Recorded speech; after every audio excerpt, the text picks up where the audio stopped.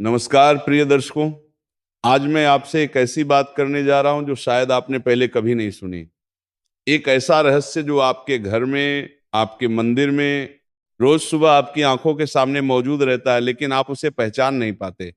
क्योंकि हम इंसानों की सबसे बड़ी कमजोरी यही है कि जो चीज बहुत पास होती है, जो चीज बहुत सामान्य दिखती है, उसकी असली कीमत हम कभी नहीं समझ पाते। हम दूर दूर तक सोने की खोज में भटकते रहते हैं, जबकि वह सोना हमारे अपने घर के मंदिर में उस छोटी सी पीतल की थाली में पड़ा रहता है।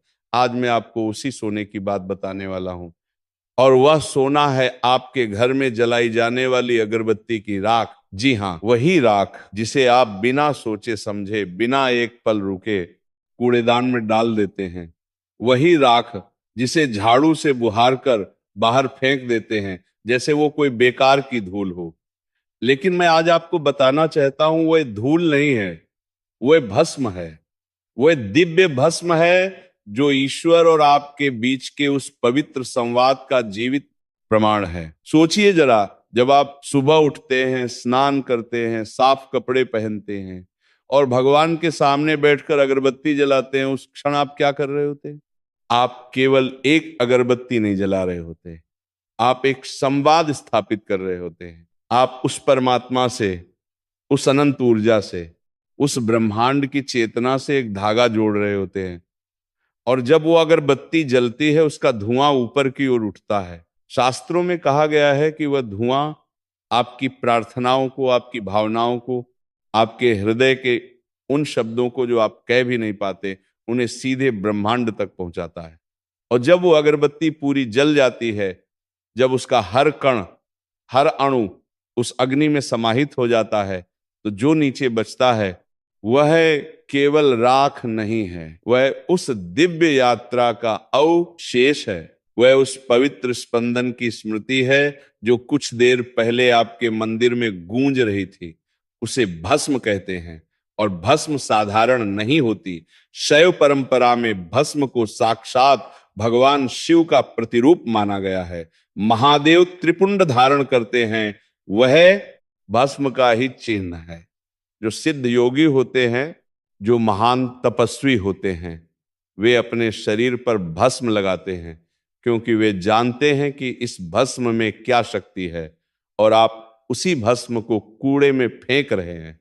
आज के बाद नहीं, आज से नहीं, अभी से नहीं, बल्कि इस वीडियो को देखने के बाद आप कभी भी उस राख को ऐसे नहीं फेंकेंगे।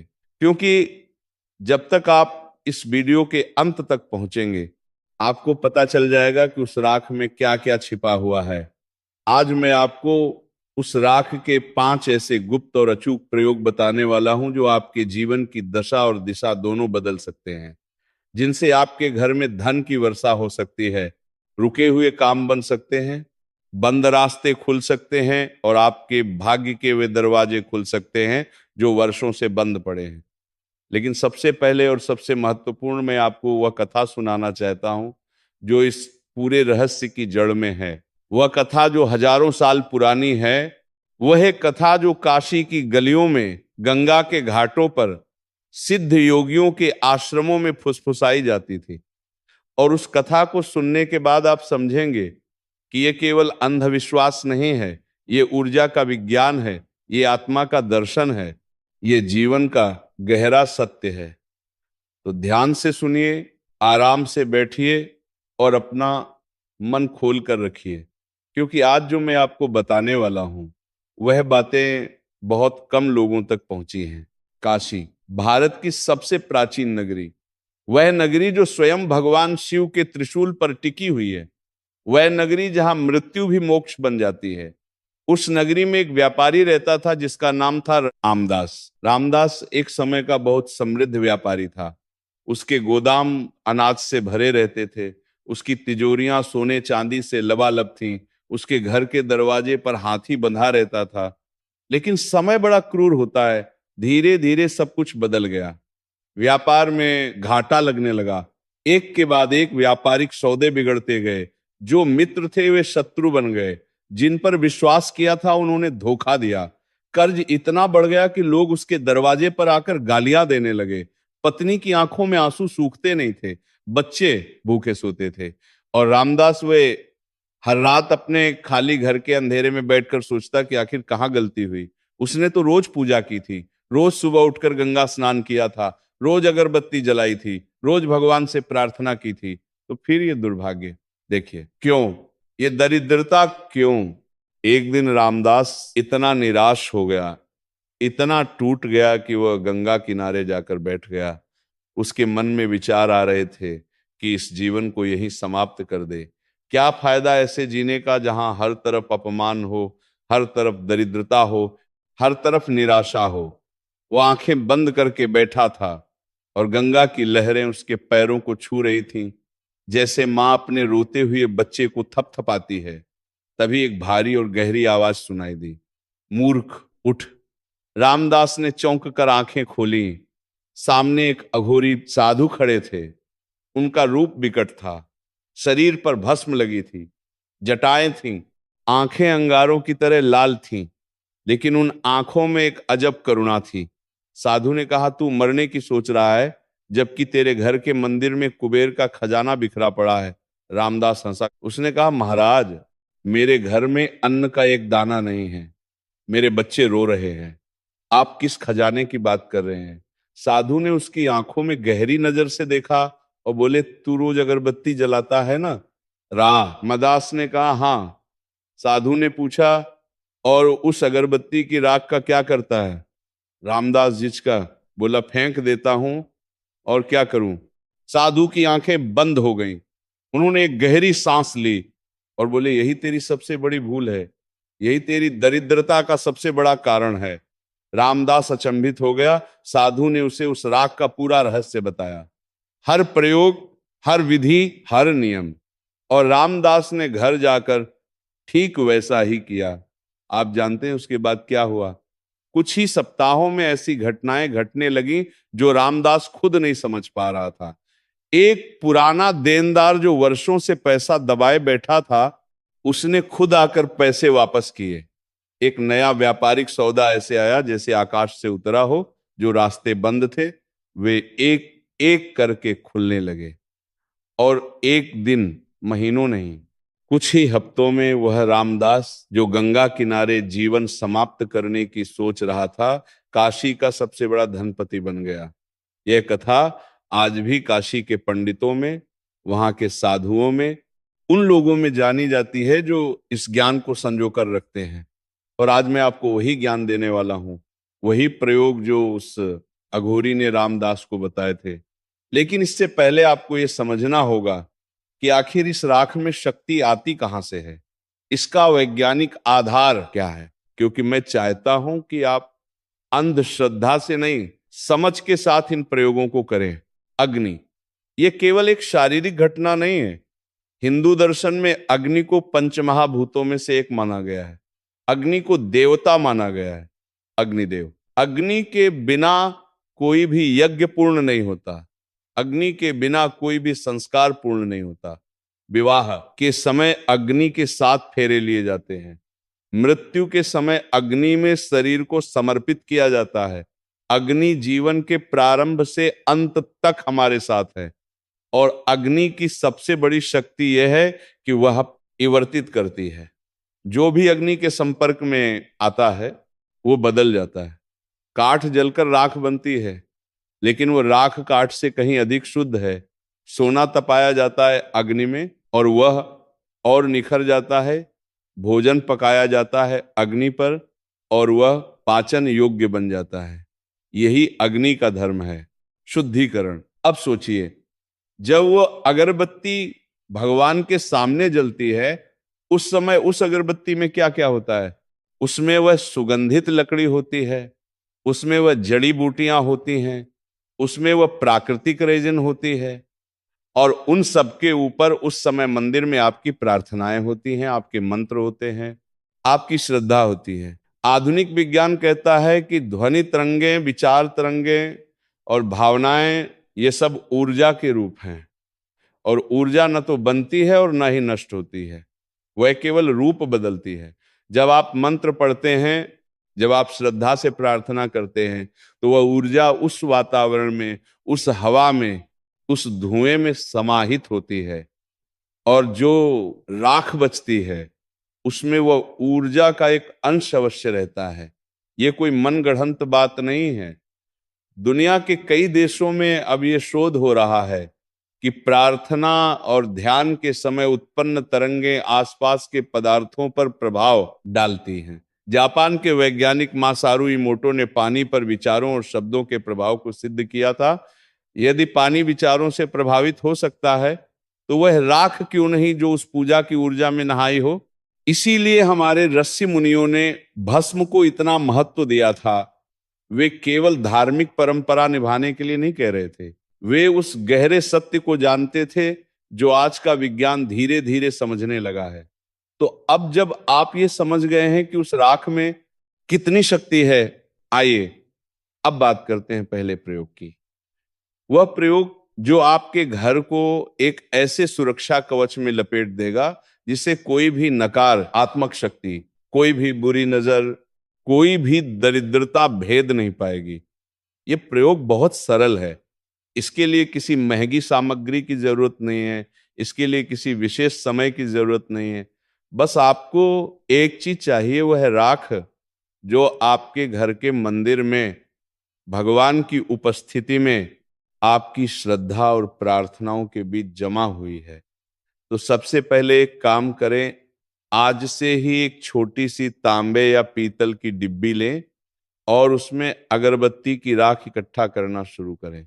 हर रोज, हर पूजा के बाद उसे फेंकिए नहीं, उसे बचाइए, क्योंकि यही वो खजाना है जिसकी तलाश में लोग जीवन भर भटकते रहते हैं। और वह आपके अपने घर में, आपके अपने मंदिर में इंतजार कर रहा था कि कोई उसे पहचाने। पहला प्रयोग है घर के मुख्य द्वार का सुरक्षा तिलक। जब भी आप सुबह पूजा करें और अगरबत्ती की राख ठंडी हो जाए तो उस राख को अपनी अनामिका उंगली से उठाएं। ये उंगली वह है जिसमें अंगूठी पहनी जाती है, जिसे रिंग फिंगर कहते हैं। आयुर्वेद और योग की दृष्टि से इस उंगली का सीधा संबंध सूर्य के ग्रह से है, हृदय से है और जीवन शक्ति से है। इस उंगली की ऊर्जा बाकी उंगलियों से भिन्न होती है। इसीलिए भगवान को तिलक लगाते समय, शिशु के मुख में पहला अन्न देते समय और पवित्र कार्यों में अनामिका का ही उपयोग किया जाता है। इस अनामिका उंगली से थोड़ी सी राख उठाइए और अपने घर के मुख्य द्वार के दोनों तरफ एकदम नीचे, जहां दरवाजा जमीन से मिलता है, वहां एक एक छोटा सा बिंदु लगाइए। इसे किसी को नजर नहीं आना चाहिए। बहुत सूक्ष्म, बहुत छोटा। आप जानते हैं ये क्या करेगा? हमारे शास्त्रों में कहा गया है कि घर का मुख्य द्वार केवल शरीर का प्रवेश द्वार नहीं होता, वह ऊर्जाओं का भी प्रवेश द्वार होता है। जब कोई भी बाहर से आता है वह केवल अपना शरीर नहीं लाता, वह अपनी ऊर्जा भी लाता है, अपनी मानसिक अवस्था भी लाता है। कभी कभी जाने अनजाने कोई नकारात्मकता भी साथ लाता है। और उस द्वार पर ये पवित्र भस्म वो एक अदृश्य छन्नी की तरह काम करती है। जो भी शुभ ऊर्जा है, जो भी सकारात्मकता है, वो अंदर आने देती है, और जो भी नकारात्मकता है, जो भी दुर्भाव है, उसे वही रोक लेती है, वही भस्म कर देती है। यही इस राख का स्वभाव है, भस्म करना। जो अशुद्ध है उसे जलाना, जो पवित्र है उसे बचाना। आपके घर का वातावरण धीरे धीरे इतना सकारात्मक हो जाएगा कि जो लोग आपके यहाँ आएंगे वे खुद कहेंगे, इस घर में आकर कुछ अलग ही शांति मिलती है। माँ बाप कहेंगे, बच्चे कहेंगे, मेहमान कहेंगे। और वह शांति ही लक्ष्मी का पहला रूप है। लक्ष्मी का अर्थ केवल धन नहीं है, लक्ष्मी का अर्थ है समृद्धि, और समृद्धि में शामिल है स्वास्थ्य, सुख, शांति, परिवार में प्रेम और उसके बाद धन। जब घर में शांति होती है, जब घर का वातावरण सकारात्मक होता है, जब परिवार के सदस्यों के बीच प्रेम होता है, तभी धन आता है और टिकता है। जहां कलह है, जहां नकारात्मकता है, वहां धन आता भी है तो रुकता नहीं, पानी की तरह बह जाता है। इसीलिए पहले घर को शुद्ध करो, पहले घर की ऊर्जा को सकारात्मक बनाओ, और यह सुरक्षा तिलक उसी शुद्धिकरण की शुरुआत है। ये प्रयोग आज से ही शुरू करें, कल से नहीं, आज से, क्योंकि शुभ काम में देरी नहीं होती। और अब बात करते हैं दूसरे प्रयोग की, जो उन लोगों के लिए है जिनका पैसा कहीं फंसा हुआ है, जिन्होंने किसी को उधार दिया था और वह वापस नहीं आ रहा, जिनके बकाए खातों में बैठे हैं और वसूली नहीं हो रही, जिनकी सालों से आमदनी अटकी हुई है। दूसरा प्रयोग है फंसे हुए धन को वापस बुलाने का शुक्रवार का उपाय। शुक्रवार, शुक्र का दिन। शुक्र अर्थात वह ग्रह जो सौंदर्य का, धन का और माता लक्ष्मी की ऊर्जा का प्रतिनिधित्व करता है। शुक्रवार को माता लक्ष्मी की विशेष पूजा होती है। इस दिन की जाने वाली साधना का फल कई गुना अधिक होता है। तो इस प्रयोग के लिए आपको किसी शुक्रवार की सुबह उठना है, पूजा करनी है, और अगरबत्ती की राख जो आपने इकट्ठा की है उसमें से थोड़ी सी राख एक लाल रंग के छोटे से कपड़े पर रखिए। उसमें एक साबुत लौंग रखिए। लौंग जो नकारात्मकता को भस्म करती है, जो बुरी ऊर्जाओं को दूर रखती है। और उसमें एक साबुत हरी इलायची रखिए। इलायची जो माता लक्ष्मी को प्रिय है, जो सुगंध और समृद्धि का प्रतीक है। अब इन तीनों को उस लाल कपड़े में रखकर एक छोटी सी पोटली बना लीजिए। इसे सुतली से या किसी धागे से बांध लीजिए। अब इस पोटली को अपने दाहिने हाथ में लेकर बैठ जाइए, आंखें बंद कीजिए और अपने मन में उस व्यक्ति का स्पष्ट चित्र लाइए जिसके पास आपका पैसा है, उसका चेहरा, उसका नाम, वो जगह जहां वह रहता है।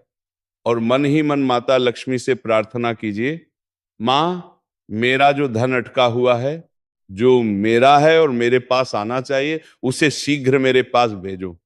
ये प्रार्थना बहुत ही शांत मन से, बिना क्रोध के, बिना द्वेष के करनी है। याद रखिए, यदि आप क्रोध में, बदले की भावना में ये करेंगे तो ये काम नहीं करेगा। लक्ष्मी माता की ऊर्जा प्रेम और शांति में काम करती है, क्रोध और घृणा में नहीं। बस ये भावना रखिए कि जो मेरा है वो मुझे मिलना चाहिए। यही न्याय संगत मांग है, यही धर्म संगत इच्छा है। प्रार्थना के बाद इस पोटली को अपनी तिजोरी में रखिए या उस जगह रखिए जहां आप अपना धन रखते हैं। और फिर देखिए, कुछ दिनों में, और मैं कह रहा हूं दिनों में, महीनों में नहीं, उस व्यक्ति के मन में एक अजीब सी बेचैनी होने लगेगी। उसे नींद नहीं आएगी। उसे महसूस होगा कि जब तक वह पैसा वापस नहीं करता कुछ ठीक नहीं होगा, और वह खुद आपसे संपर्क करने का रास्ता ढूंढेगा। ये जादू नहीं है, ये टोना टोटका नहीं है, ये संपर्क कोनी कल्प शक्ति का विज्ञान है। आपका दृढ़ संकल्प, उस दिव्य भस्म की ऊर्जा और माता लक्ष्मी के आशीर्वाद का संयोग ये एक ऐसा चुंबकीय क्षेत्र बनाता है जो आपके धन को आपकी ओर खींचता है। प्रकृति में एक नियम है, ऊर्जा उसी की ओर जाती है जो उसे स्वीकार करने के लिए तैयार हो। जब आप ये प्रयोग करते हैं तो आप अपने आप को उस धन को प्राप्त करने के लिए तैयार करते हैं और ब्रह्मांड उसे आपकी ओर भेज देता है। तीसरा प्रयोग है घर की उत्तर दिशा का जागरण।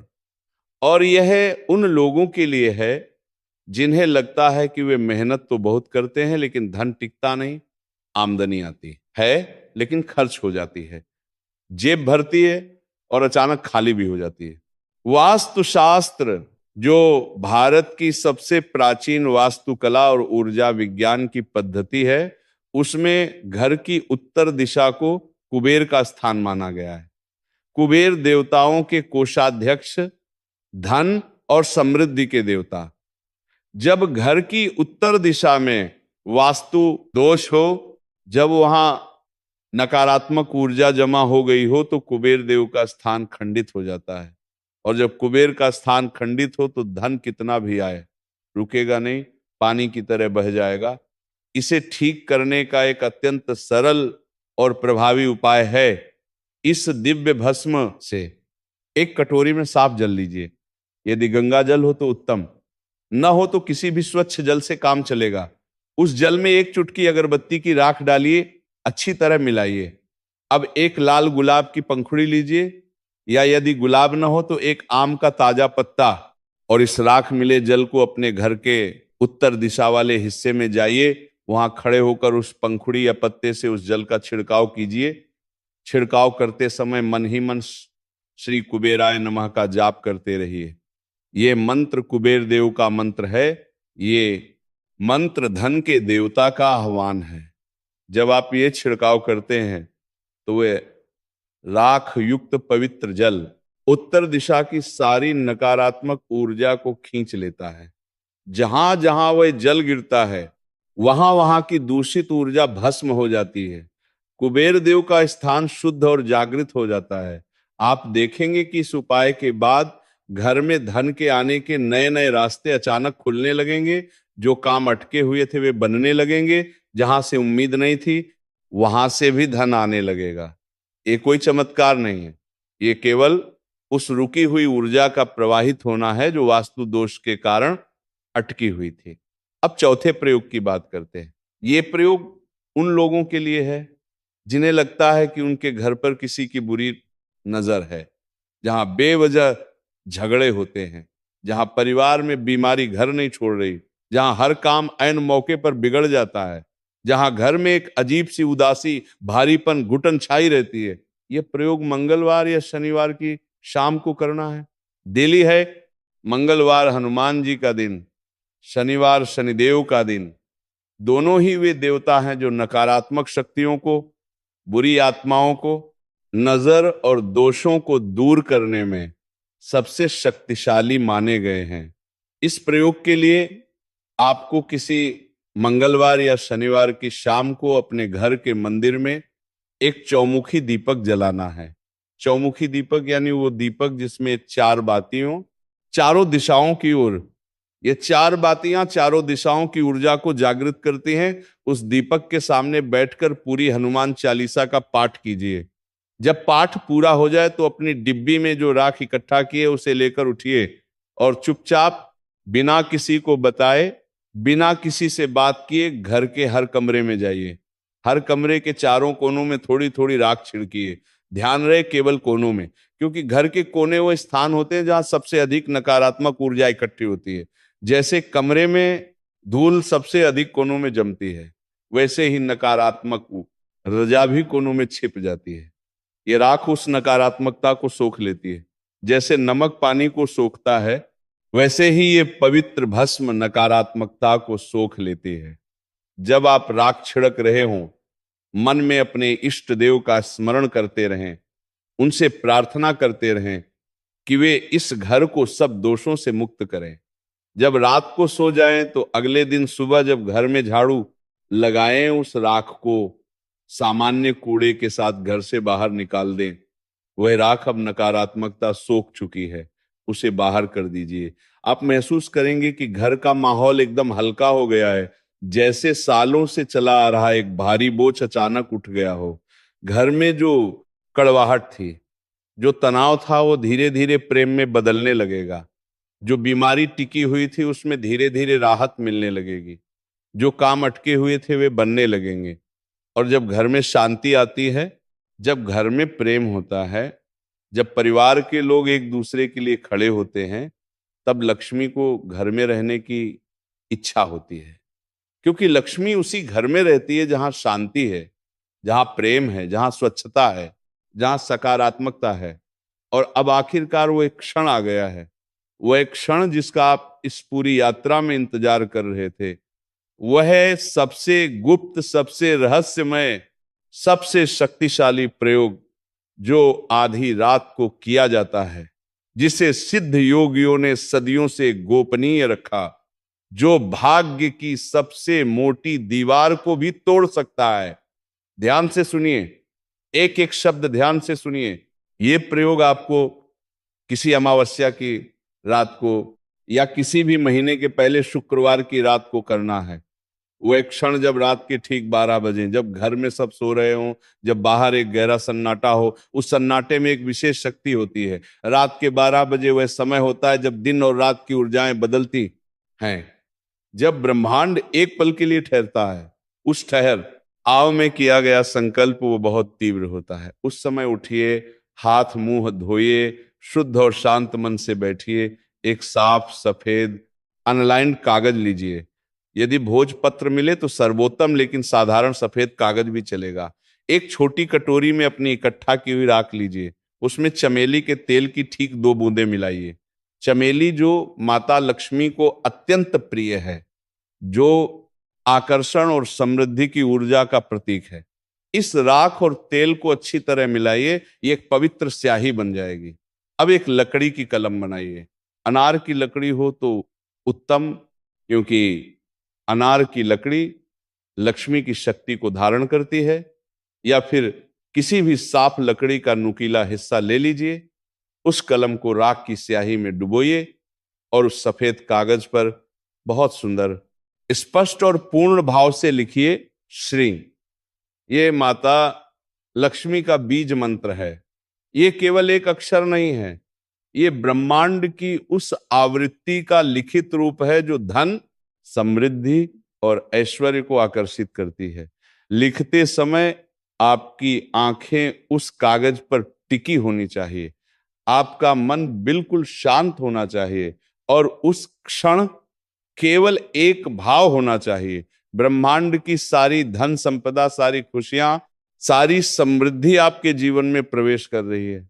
आप उसके लिए तैयार हैं, आप उसके योग्य हैं। जब वो अक्षर लिख जाए, उस कागज को कुछ मिनट सूखने दीजिए। राख सूख कर उस कागज पर जम जाएगी। अब उस कागज को बहुत ही श्रद्धा और आदर के साथ मोड़िए, उसे एक लाल रेशमी कपड़े में लपेट लीजिए।